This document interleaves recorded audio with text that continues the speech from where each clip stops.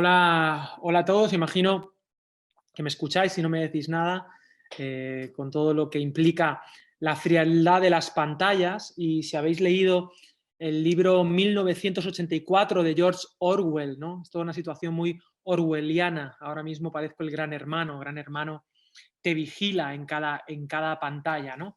Ah, teología del arte. Ya la frase es súper evocadora. ¿Podemos teologizar en torno al arte? ¿Es el arte algo donde Dios tiene algo que decir? ¿O es una rama de la vida donde lo teológico no debería inmiscuirse, ¿no? Bueno, estoy en un momento, entiendo, un contexto devocional y me he traído algunas cuestiones académicas, pero voy a intentar aterrizarlo y perdón si digo algo demasiado académico, pero bueno, estáis en un seminario, o perdón si me quedo corto en la cuestión, digamos, teórica y digo cosas que ya todos sabéis, ¿no? Pero bueno, nunca está de más recordarlas. Simplemente gracias por invitarme de manera virtual. Para mí es un placer, es de mis contextos favoritos, la enseñanza bíblica, académica. Y cuando hablamos del arte en el contexto evangélico, yo suelo estar un poquito enfadado, ¿eh? Porque el arte en el mundo cristiano se ha instrumentalizado. No sé si esa palabra se entiende. Es decir, el arte se ha convertido simplemente en algo que usamos para evangelizar, por ejemplo, o el arte lo hemos minimizado y lo hemos convertido en un acompañante bonito del mensaje. El ejemplo más claro, que no sé si lo tendréis en vuestras clases o en vuestras iglesias, es lo que yo llamo los cuadros con versículos, ¿no? A veces yo voy a una iglesia evangélica y veo algún cuadro, hay gente que pone cuadros, pero todo cuadro dentro de una iglesia tiene un versículo, ¿no? Debe tener un versículo. Puede haber un arco iris precioso, o puede haber un campo, o puede haber lo que sea, pero si no es un símbolo religioso como una cruz, o unos peces, o una cesta con panes y peces, o una paloma, que es básicamente a lo que se reduce nuestro arte en nuestros locales, esos símbolos, o todo a la vez. He visto algunos lugares muy, muy creativos con una paloma, un pez, pan, uvas, también ponen uvas, una cruz y por ahí, poco más, ¿no? Pero cuando hay cuadros, siempre ponen un versículo, ¿no? Y esto yo creo que atenta contra la esencia de lo que el arte es. Hay un libro muy bonito, de hace tiempo ya, porque hay poco material de reflexión en torno al arte y la fe actual, por alguna razón. Pero Hans Ruckmaker, creo que se pronuncia, escribió un libro cuyo título ya es una gran enseñanza, una gran frase, y es: el arte no necesita justificación. El arte no necesita justificación. El arte, la belleza del arte ya habla acerca de Dios, ¿no? Los evangélicos, y hablo así, ya es verdad que creo que es la tercera o cuarta vez que estoy, abro comillas, comillas, estoy, así que puedo hablar sin pelos en la lengua, pero como evangélicos, ah, quizá por nuestra tradición protestante iconoclasta o por nuestros temores a la idolatría o porque somos demasiado serios, relegamos el arte y nos bajamos del carro del arte y en lugar de estar en la vanguardia nos quedamos en la retaguardia y en lugar de innovar y apostar por los profetas en el mejor de los sentidos, porque un artista al final es un profeta, ¿no? En lugar de acoger a los profetas en nuestro seno de la iglesia, por alguna razón los hemos expulsado. Nuestro sistema evangélico, de manera natural, reconoce lo de siempre y expulsa lo nuevo. Y lo nuevo no siempre es bueno. Eso es importante, porque en el mundo actual hemos comprado esta falacia. Si es bueno, perdón, si es nuevo, es bueno. Y eso no siempre es verdad. Pero la iglesia necesita lo que yo llamo, bueno, es una palabra que estoy enamorado de ella, que es la contextualización, ¿no? Vestirse para la ocasión. Y en este sentido, los italianos lo llaman aggiornamento, ¿no? La contextualización. Una iglesia que vive la fe una vez dada a los santos, dice Judas, pero que la expresa de manera comprensible, comprensiva, a su cultura y desde su cultura, porque no dejamos de ser hijos de nuestra cultura, recordando una de los pasajes clave, a mi juicio, para situarnos en el mundo, ¿no? Juan 17. No te ruego que los quites del mundo, sino que los guardes del mal. No es, o sea, están en el mundo, pero no son del mundo, ¿no? Pero ahí estamos, como tú me enviaste a mí, yo les envío. Toda esta teología misional que creo que debe empapar cualquier reflexión teológica. Y en cuanto al arte, como digo, nos bajamos del carro y por alguna razón somos muy... Yo he escuchado mucho este concepto, ¿no? De ser baluartes de la verdad, ¿no? La sana doctrina, la verdad como concepto teórico y correcto. ¿Qué es la verdad? Lo correcto. Pero es muy interesante que la tradición de la Iglesia protestante o de la Iglesia universal o de los padres de la Iglesia siempre manejaban una tríada muy bonita que tenía que ver con la bondad, con la belleza y con la verdad. Todo lo que es, todo lo verdadero es bueno y es bello. Lo que verdaderamente es bello es bueno y es verdadero. Y lo bueno es bello y es verdad. Entonces, somos misioneros no solamente de la verdad, que es lo que en nuestros seminarios se enfatizan, y supongo que el nuestro no es la excepción, ¿no? Estamos estudiando la palabra de Dios, que es la verdad. Estamos queriendo transmitirlo de manera verdadera, de manera correcta, porque somos finalmente misioneros de la verdad. Pero ¿qué tal si ampliamos nuestra mirada y aprovechando que hablamos de la teología del arte como expresión de belleza, nos pensamos a nosotros mismos no solamente como misioneros de la verdad, sino misioneros de la belleza y misioneros de la bondad? Este mundo se está afeando.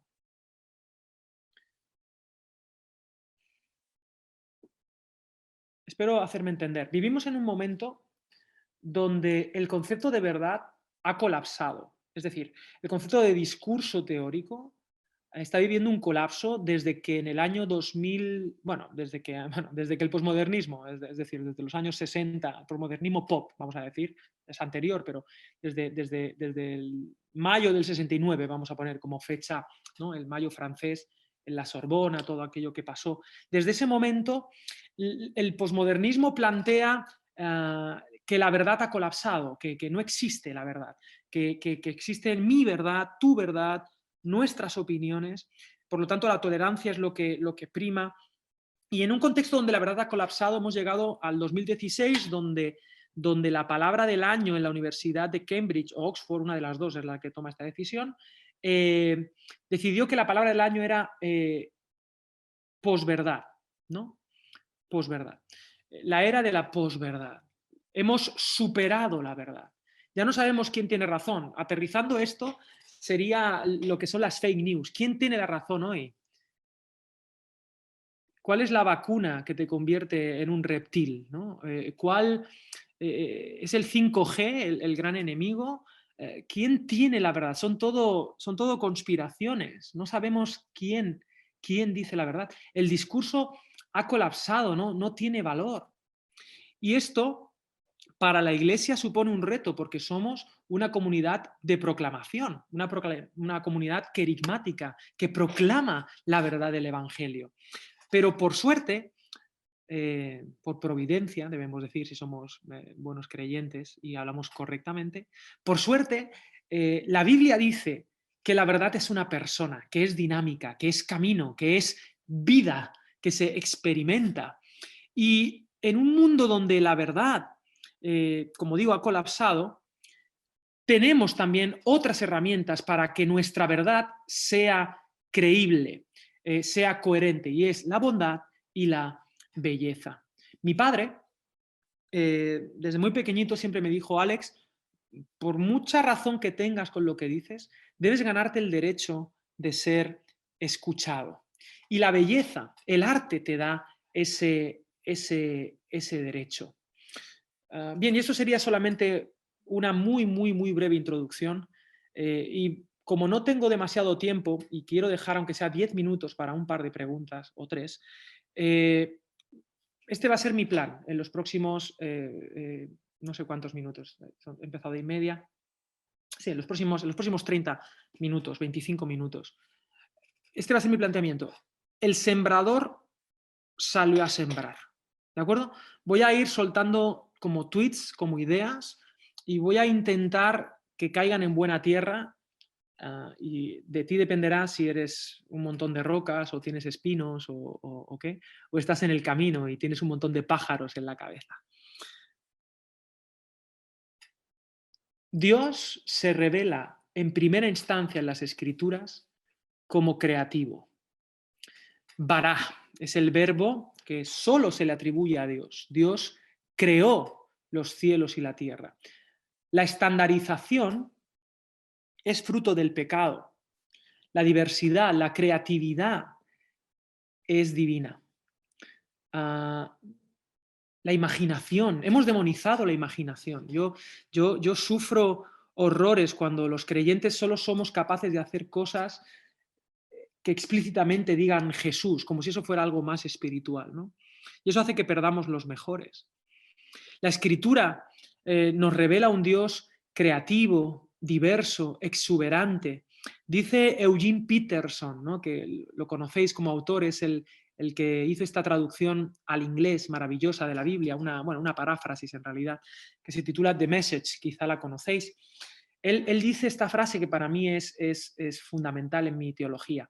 La imaginación y la fe son parientes. Son parientes. Esto lo sabía muy bien C.S. Lewis, el autor de las Crónicas de Narnia. Y es interesante que para mí es mi autor favorito y mi libro favorito es Mero Cristianismo, que es totalmente explícito con su teología, con su planteamiento, pero es interesante que su obra más conocida y probablemente la que más ha influenciado son las Crónicas de Narnia, que no deja de ser un libro de fantasía que incluso ha afectado más allá de lo cristiano, porque Harry Potter son 7 libros, porque las Crónicas de Narnia son 7 libros, no son 6 ni 8. Hasta ese punto ha influenciado C.S. Lewis y su amigo Tolkien, el autor del Señor de los Anillos. Ellos sabían que la creatividad, que el arte se salta, ellos llamaban algunos dragones en las puertas. Es decir, ¿cómo hago para influenciar a mi cultura y no encontrarme la resistencia de frente? Tristemente la Iglesia se dedica, y está bien, ¿no? Bueno, tristemente no, quizá no es el adverbio más adecuado, pero por alguna razón nos hemos dedicado a sermonear, a dar 3 puntos, a dar razones, a dar verdades. Pero, por ejemplo, con las Crónicas de Narnia lo que hace es sugerir, es apelar a la imaginación, es apelar a la belleza, a la bondad, a la creatividad, a la fantasía, a lo que ellos decían, lo que Tolkien decía, la subcreación. Dios ha creado un mundo, pero en este mundo Él nos permite, nos deja un espacio a nuestra creatividad. Él no quiere ser el soberano inquisidor que no permite nada más allá de su libertad, sino que Él, en su bondad y en su generosidad, nos deja un espacio a nosotros para crear y para crear, porque estamos hechos a su imagen, imago Dei, es uno de los fundamentos teológicos, ya que estamos hablando de teología del arte, ¿no? Y en fin, la imaginación y la fe son parientes. Yo echo en falta una reflexión teológica seria en torno a la imaginación en nuestras iglesias. Somos carnalmente previsibles. Somos pecadoramente aburridos. Y la gran revolución artística no es hacer mimos, o sea, no quiero caer en la infantilización de que el arte está bien, entonces podemos hacer hip hop y entonces pues, yo creo que esta reflexión deberíamos ya superarla y subir un poquito el nivel de nuestro diálogo teológico. Y eso está bien, y hay que todos los estilos de música y podemos hacer, si queremos, reggaetón, aunque yo tengo mis propias ideas en torno a esto, pero son totalmente personales y además banales y desde el orgullo español, ¿no? Prefiero flamenco, por ejemplo. Pero en cualquier caso, echo en falta que la Iglesia se deshaga de todo este bagaje que ha demonizado la creatividad, ¿no? Y pensando en Eugene Peterson, y perdonadme, el sembrador sale a sembrar, debéis ver una conversación en YouTube que tiene con Bono, Bono, el cantante, el líder de la banda U2, U2. Él tiene una conversación en la casa de Eugene Peterson. Para mí, Bono es uno de los teólogos, de mis teólogos favoritos del siglo XX. Ha influenciado a Michael W. Smith, ha influenciado a muchos, a muchos. Y él tiene una reflexión en torno a los salmos muy interesante. Porque volviendo a la teología del arte, permitidme ir a dos materias primas que tenemos, ¿vale? Aunque son la misma, la Biblia y Jesús. Porque de acuerdo a nuestra perspectiva bíblica y nuestra perspectiva cristológica, ya que estamos en un seminario, puedo utilizar estos términos, ¿no? No sé si es que sí o que no, no tengo el calor del feedback y yo pierdo mucho si no estoy en vivo porque yo necesito oler la sangre, pero ahora mismo me la tengo que imaginar, como buen artista. Pero dependiendo de nuestra cristología, pues así nosotros imaginaremos, ¿no? Si nuestro Jesús es un Jesús aburrido como el de las películas, pues creeremos que nuestra espiritualidad debe ser así, ¿no? Pero pensemos en la Escritura y en Jesús. La Biblia ha sido domesticada desde el modernismo y se ha convertido en un libro de estudio. Y eso está bien, ¿vale? Yo soy un enamorado y todos estos libros que hay aquí atrás y más, fuera de cámara, demuestran que hay que estudiar la Biblia, ¿no? Pero cuidado, porque el propio formato del artefacto Biblia nos puede llevar al error. La Biblia es un compendio de obras de arte maravillosas, que además son muy crónicas de Narnia. Por ejemplo, ¿qué haríamos para explicar quizá la pregunta del millón? ¿Cuál es la pregunta del millón? Y hoy en pandemia es todavía más, es del trillón. Si Dios existe, ¿por qué hay sufrimiento? ¿No? Es la gran pregunta, ¿no? Y entonces uno acude a la Biblia y entonces pretendería encontrar pues una reflexión teórica en torno al sufrimiento, pero no. Lo que te encuentras es Job, una obra teatralizada donde hay una rítmica conversacional con personajes al estilo diálogos de Platón, donde hablan de manera secuencial en tres secciones. Si habéis estudiado, habéis estudiado Job, veis la estructura, digamos, y que trata de fondo este y otros problemas, ¿no? Desde el arte. O te vas a los salmos, que ¿qué son los salmos? Pues canciones que hablan del sufrimiento. Esto lo dice Bono, ¿no? Son desgarradoramente sinceros. Yo echo en falta mucho eso en el arte cristiano actual. La sinceridad del derrotado, del que tiene preguntas, ¿no? Yo leo los salmos y digo, me los creo. Y hoy en día escucho algunas canciones de gente y digo, este tipo vive ya en Marte antes de que Elon Musk le haya enviado, ¿no?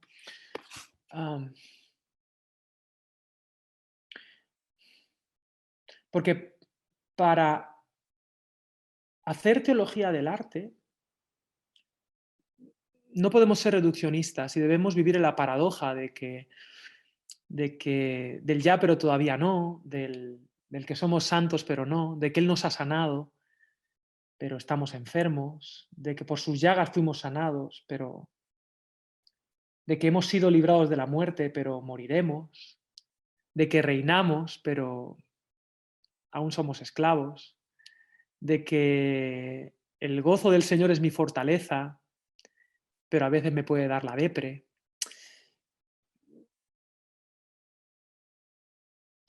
El arte, en resumidas cuentas, perdonadme, estoy divagando como buen artista. El arte cristiano, que es terrible decir ese adjetivo, arte cristiano, ¿no? El arte corre el peligro de convertirse en propaganda si no hace este trabajo de introspección, ¿no? Y Jesús no necesita propaganda barata. La propaganda la inventaron los nazis para convencer, para retorcer para manipular a una sociedad. El arte no es propaganda, el arte solo es expresión de verdad, bondad, belleza, y que puede atraer, puede enamorar, puede evocar, puede denunciar. Y es reduccionista lo que voy a decir, ¿no? Pero en líneas generales yo siento que nuestro arte es propaganda. Barata, además. Y que no es creíble, y ese es un problema para la Iglesia hoy. Perdóname mi café. Am, sí. Y,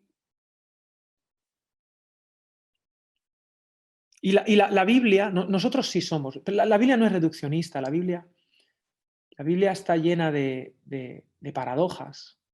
Jesús mismo es una paradoja, ¿no? El Verbo hecho carne, el Hijo de Dios, el Hijo del Hombre, no pecó, por nosotros hizo pecado, murió siendo un maldito, en su muerte nos dio vida, en su debilidad venció. El Evangelio es en esencia una paradoja, y el que pretenda resolverla se equivoca. Yo no sé cuántos calvinistas o arminianos hay entre nosotros. Sería genial un día hacer, por ejemplo, en el seminario una batalla, ¿no? Bueno, igual, bueno, como soy de asambleas, más arminiano supongo, pero bueno, hay de todo hoy en día, ¿no? Y hay hiper calvinistas. No sé si hay hiper arminianos, no los hay, ¿verdad? Hiper, me voy a inventar los hiper arminianos, solo por fastidiar. Pero, ¿y si no? ¿Y si es solo una paradoja más? ¿No? Eh, y por eso llevamos 500 años sin resolverla, porque las paradojas no se resuelven. Se profundiza en ellas, en el misterio, como una buena obra de arte. Una obra de arte no se resuelve, se contempla. La Trinidad es una paradoja. El uno, la diversidad. O sea, y eso no se puede explicar, eso se puede hacer arte, ¿no? Se puede... Jesús, ¿no? Decía que habían dos materias primas, la escritura, bueno, y podríamos estar libro por libro, si queréis, un día, y hablamos del arte en Apocalipsis, ¿no? Sin dejar la realidad de que es revelación, pero el arte que suponen los evangelios. Los profetas como artistas performance, ¿no? Profetas, el libro de los 12, los profetas menores. Um, Jesús como artista. Jesús, decían, este predica como quien tiene autoridad, ¿no? Marcos 1, y no como los escribas. ¿Por qué predicaba con autoridad? ¿Qué es lo que le daba autoridad? Bueno, sí, Dios, ¿no? Sí, el Espíritu Santo, perfecto, pero era desde la perspectiva de los oyentes. Y lo que él no usaba el lenguaje de los sacerdotes ni de los doctores de la ley. Su lenguaje era fundamentalmente artístico. Su manera favorita de enseñar eran los mashal, las parábolas, pequeños memes, historias. Yo sé que quizá si está el profesor de homilética en este devocional, que no lo sé, me va a matar, pero Jesús, sigo estudiando, ¿no? Pero nunca hizo una predicación de 3 puntos con 3 subpuntos. Muchos mensajes de Jesús no aterrizaban, no llegó a conclusión. Algunos sí, otros no tenían conclusiones. Terminaban con preguntas. Pienso, por ejemplo, en la predicación más recordada de Jesús, el Hijo Pródigo. El Hijo Pródigo termina sin final, con un final abierto, totalmente posmoderno. Era evocador. Hacía cosas raras Jesús. O sea, predicaba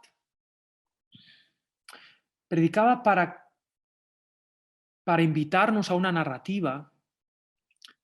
Y sí, claro que era explícito, cuando hacía falta decía arrepentíos. Vivid esta metanoia, cambio de metanarrativa, de película. Esta no es la película de tu vida, es otra narrativa, tu película. Cambia tu manera de pensar. Más allá, además, metanoia no es tanto cambiar, sino noia, mente, de donde viene paranoia. Metanoia es más bien, en el griego, ¿no? Tienes miopía y yo te sano la miopía para que tengas una perspectiva más amplia, para que te sitúes mejor en ti, ¿no?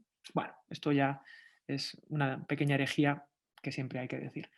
Pero Jesús era atractivo porque era un artista, ¿no? Lo que hacía era arte, arte puro, ¿no? Y por eso era recordado. E incluso hay gente, no sé si conocéis un autor que a mí me gusta, no estoy de acuerdo en todo, se llama Joaquín Jeremías. Uy, no estoy hablando mucho de arte, perdón, Javo.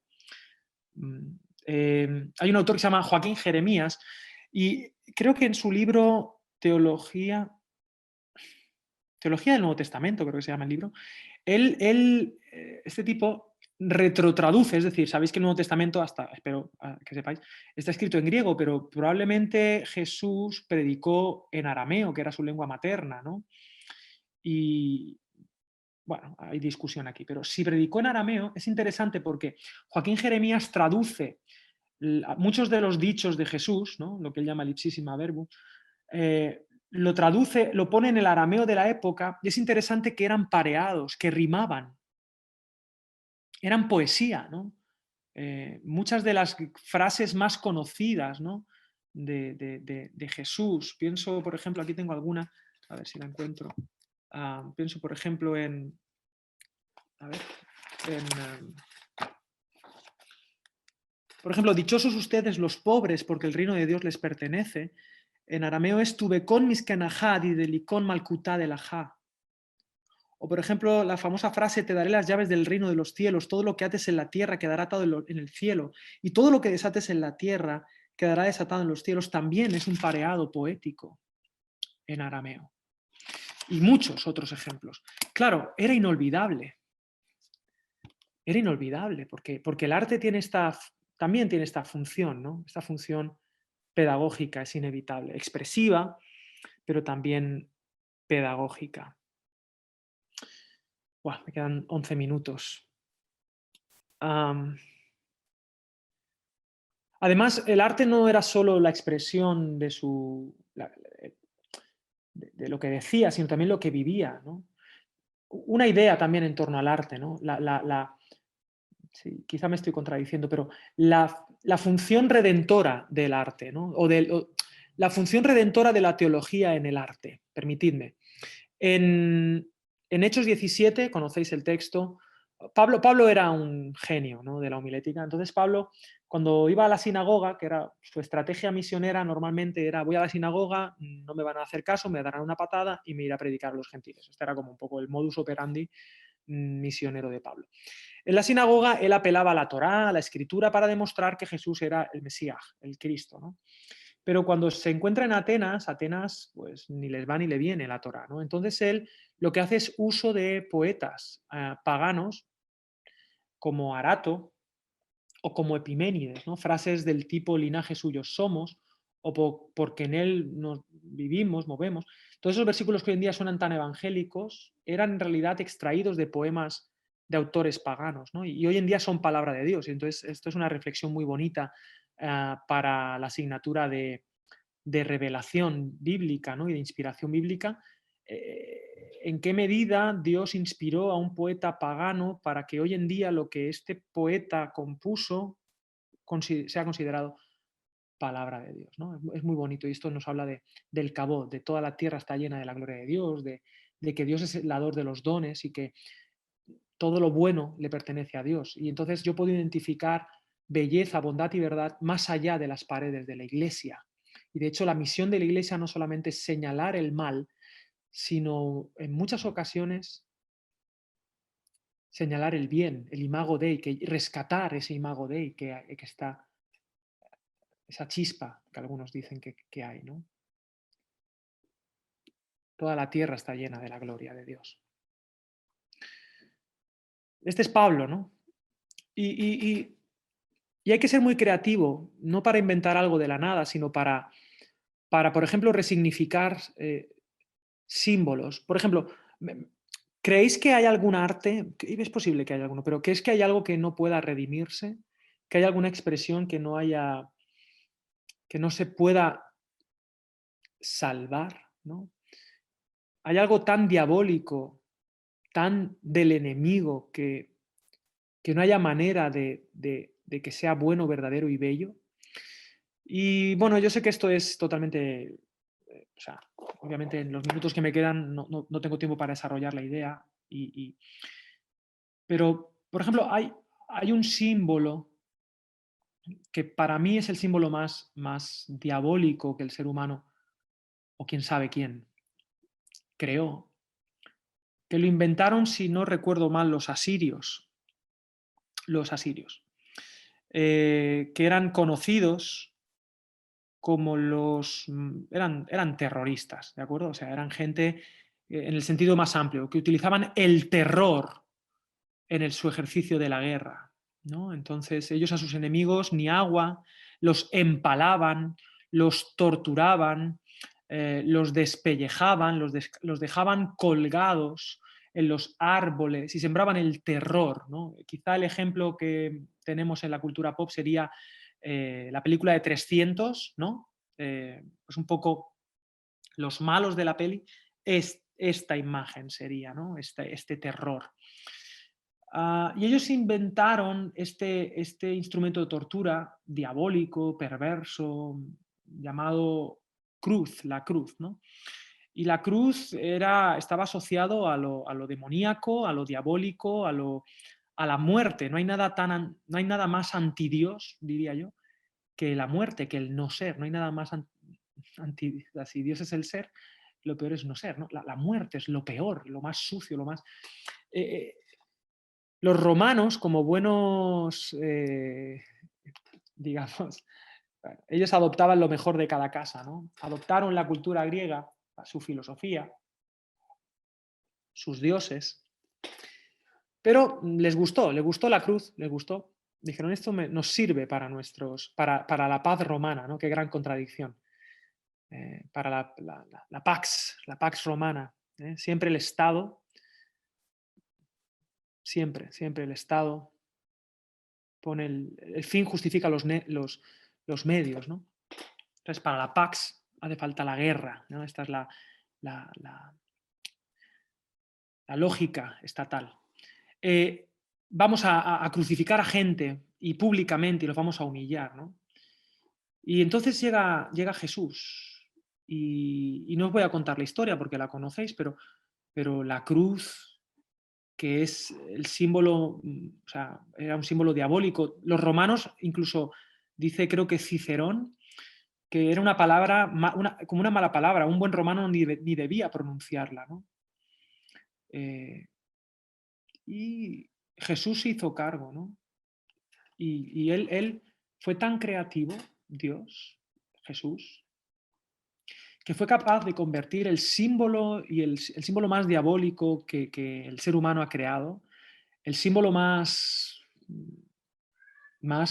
terrorífico, hoy en día es el símbolo quizá que trae más esperanza, ¿no? El más, es el que se conecta sí, con la esperanza, con el amor, con un horizonte. Incluso usamos la cruz para hablar de nuestra relación vertical y horizontal. Es el símbolo minimalista para hablar de la palabra salvación. Fijaros qué interesante. La cruz, lo último que se te hubiera ocurrido es asociarla a la palabra salvación. Es justamente lo contrario. La cruz era condenación. Bueno, simplemente hace falta mucha creatividad para redimir. Y creo que como misioneros del arte, de la belleza, de la bondad, de la verdad, nuestro trabajo misionero también es este, ¿no? Rescatar, rescatar el arte. El arte también puede ser un hijo pródigo. Volviendo a la parábola de Lucas 15, la predicación inolvidable de Jesús. El arte, el hijo pródigo vuelve, lo conocéis, habéis leído todos a Keller seguramente, se ha puesto muy de moda, el Evangelio de los Andrajosos, todo esto. El arte puede estar sucio, no, yo no creo en el arte, yo creo en Dios. El arte puede venir oliendo a cerdo, pero hay que recibirlo en el seno del Padre. Eh, y hay que limpiarlo también, pero es un trabajo eh, posterior. Tenía un montón de cosas aquí apuntadas de cómo valorar una obra, ¿no? Por la excelencia técnica, la autenticidad, su cosmovisión. Eh, pero, bueno, me lo voy a medio ahorrar. Eh, Hay un libro muy bonito de un autor que se llama Francis Schaeffer, también es un autor que debes leer. Francis Schaeffer. Se lo quedó Clie y ya no editan libros de él. Hay que rescatar a Schaeffer. Él tiene un libro que se llama Arte y Biblia, que creo que lo podéis conseguir en PDF, y lo digo no con el parche de pirata, sino porque como está descatalogado, se puede conseguir. Y él habla acerca de estos 4 componentes, ¿no? Toda obra artística tiene estos cuatro líneas, su excelencia técnica, si está mejor o peor, pero la autenticidad, ¿no? Si realmente habla desde el corazón o es mera propaganda. Y luego toda obra artística plantea una cosmovisión, aunque no diga Made in Jesus, plantea una manera de ver el mundo. Y a mí me gustaría, en el nombre de Jesús, dar permiso a los artistas que son cristianos a que hagan lo que consideren en su misión, en su proyecto, pero que no estén atados, porque es que si no, perdemos a los mejores. A Bono lo quisimos, el de YouTube, lo quisimos encerrar en 4 paredes y él se cansó, y él es se sabe la Biblia, él hacía estudios bíblicos todas las semanas, pero quisimos enclaustrarlo y entonces él se medio rebeló, ¿no? Debemos cambiar, debemos hacer un giro copernicano y dejar de pensar en arte para la Iglesia y pensar en arte desde la Iglesia. Es diferente, pero tiene un componente misionero. El sembrador sale a sembrar. ¿Un artista que es cristiano puede hacer lo que quiera? No. No, porque el arte no, porque el artista no es todopoderoso, que es lo que. Claro, ¿qué es el arte? No sé si habéis tenido esta locura, ¿no? De qué es el arte, ¿no? Y uno se va. Yo fui al museo, el MoMA, me gusta visitar museos, el MoMA, el Museo de Nueva York de Arte Moderno, y había cosas que yo digo, esto no. Esto es una tomadura de pelo, ¿no? Porque ¿qué es arte hoy en día? Arte es todo lo que un artista hace, ¿no? Entonces, cualquier cosa. Pero no, porque entonces se autorreferencia y es un infierno, el yo referenciado en el yo. No hay un componente de belleza externo. Bueno, esto es un poco ya más fumado, si me permitís. Pero el punto es que, cuidado, como artistas, y aquí termino, sí que tenemos un marco para pintar. Y es, bueno, el mandamiento más importante de todos, amar a Dios y amar al prójimo.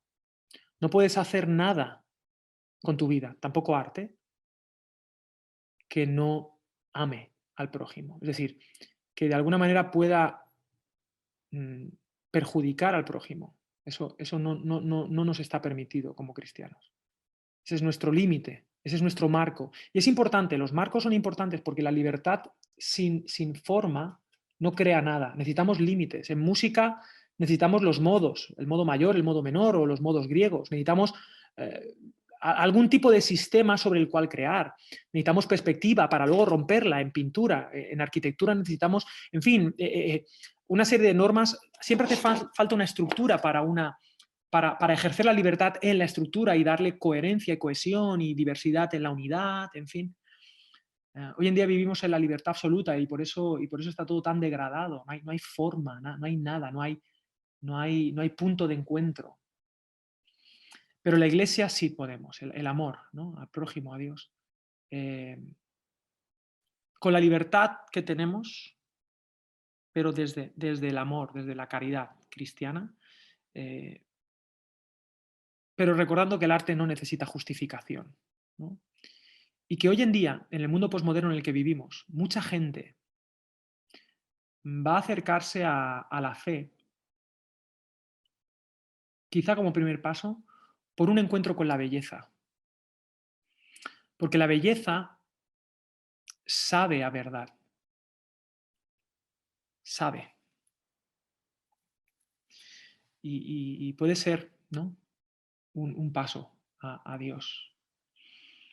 Bueno, ya me voy a callar. Obviamente he sido creo que he sido disperso. Os dije que iba a salir a sembrar unas cuantas semillas. Y ya he terminado. Simplemente os animo a que si he abierto alguna línea de pensamiento que os interese, buscad, terminad este devocional, imagino que luego tendréis vuestras clases fantásticas, pero buscad, buscad respuestas y buscad más preguntas e indagad y recordad que nuestra tradición nos dice, Ecclesia reformata semper reformanda secundum verbum, ¿no? O sea, Dei, Iglesia de la Reforma siempre reformándose según la palabra de Dios, ¿no? Volvamos al logos, al verbo, a Jesús, que es bondad, belleza, es verdad, es camino, es vida. Y desde ahí, ayornamiento, ¿no? Traigamos, traigamos ese arte a nuestro aquí, a nuestro ahora. Porque no solamente tenemos derecho de hacerlo, sino casi te diría la obligación moral de hacerlo, ¿no? Como hijos de Dios y misioneros, como cristianos en definitiva. Gracias por escucharme.